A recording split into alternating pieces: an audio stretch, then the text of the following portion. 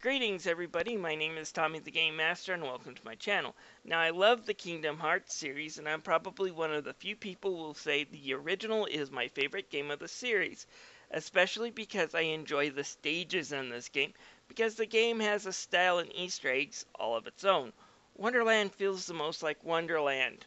Agrabah in the Cave of Wonders makes me feel like I'm exploring the fabled places in the Aladdin movie. Halloween Town feels like it climbed out of a Tim Burton movie. And yeah, he makes me happy that I'm not stuck in the belly of a whale. Yeah, getting through him is a pain.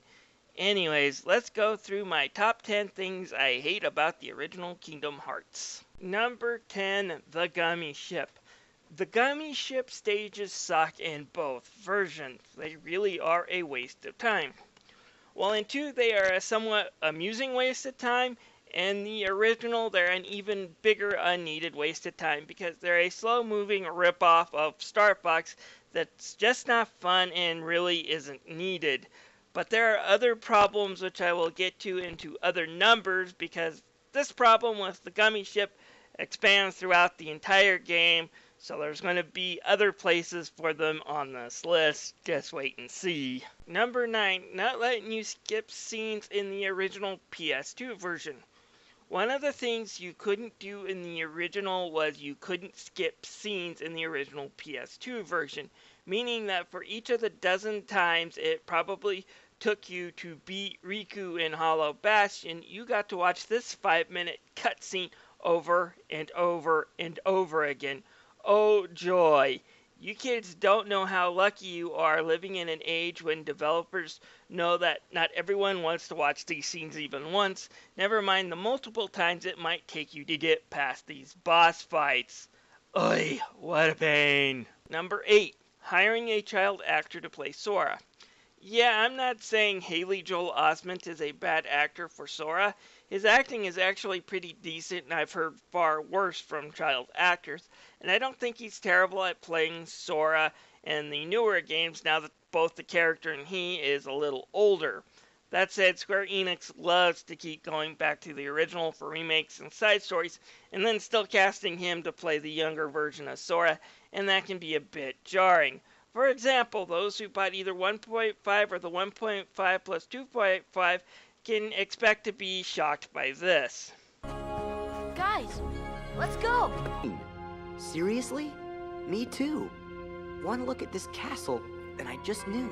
And then run to people like me asking me to explain why they decided to change Sora's voice actor. Same actors, guys, his voice just changed a lot between the 2 recording sessions. But hey, it could be worse. They could hire legendary actors that were well into their 70s and 80s to play the main antagonists for the series, and then decide to take about a decade for them to conclude the storyline, and having both the Japanese and American voice actors for said character to pass away. But just that thought would be ridiculous. That possibly couldn't happen. Number 7, Winnie the Pooh stages suck.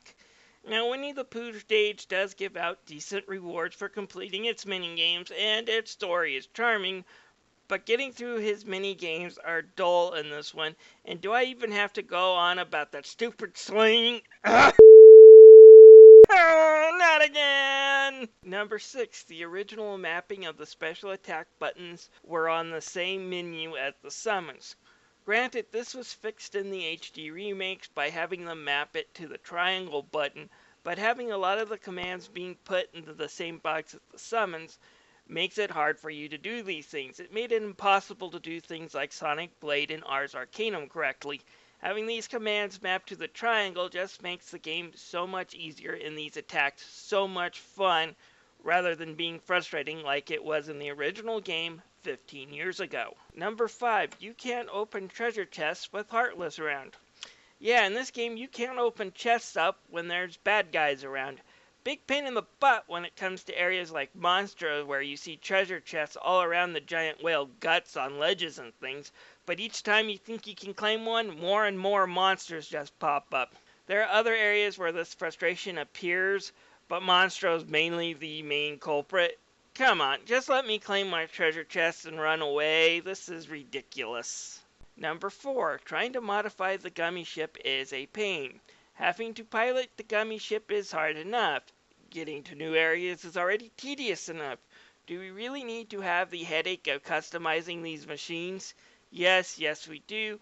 With an option and menu setup that's only for people who thought Banjo-Kazooie Nuts and Bolts was a good game, it's frustrating and a gigantic pain trying to do anything with these ships.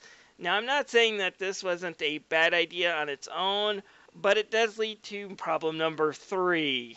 Number 3, finding gummy pieces in treasure chests or rewards for side missions. Yay! I finally beat up all those ridiculous amount of monsters in some of the rooms of Monstros. Let's get that chest that I finally earned, and what did I get? A gummy piece I'm probably never going to use. Unless you're one of those rare people who like the gummy customization, nothing is more frustrating than trying to reach a rare treasure chest or complete some random side quest to get a gummy piece. Not a rare synth item to create new items, not some rare potion to use in a boss battle, but a gummy piece for a useless side quest in the game. Thanks, Square Enix. Number 2, Deep Jungle and Monstros are gigantic headaches to get through for first-timers. A lot of people stop playing Kingdom Hearts because they can't get past Tarzan. It's a pain killing all those monkey heartless, and the game is terrible at telling you where to go, and Monstro's maze can be disorienting for new players. I will defend them a little bit, saying there are good things about the stages, like the jungle slider and just some of the treasures and the platforms that are there to explore in Monstro later on in the game. But for many people, that those things are just too little, too late. These stages can really stop people from enjoying this game. Number 1, yeah, I can give Monstro and Deep Jungle passes because they're not really that hard a stage once you know what you're doing, and again, there are fun things to do and explore in those stages. You can't say the same thing about Atlantica. In Kingdom Hearts, every area looks the same.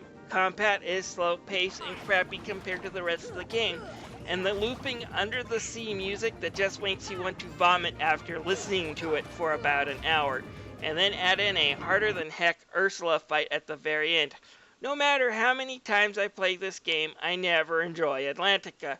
Could be worse, they could have had some sort of crappy musical numbers in it, like they did in Kingdom Hearts 2, but to me, Atlantica is the least enjoyable part of the original Kingdom Hearts. Well guys, that's it for this video. Thank you for watching. If you have time, feel free to click on that thumbnail and hear my top 10 favorite things about the original Kingdom Hearts.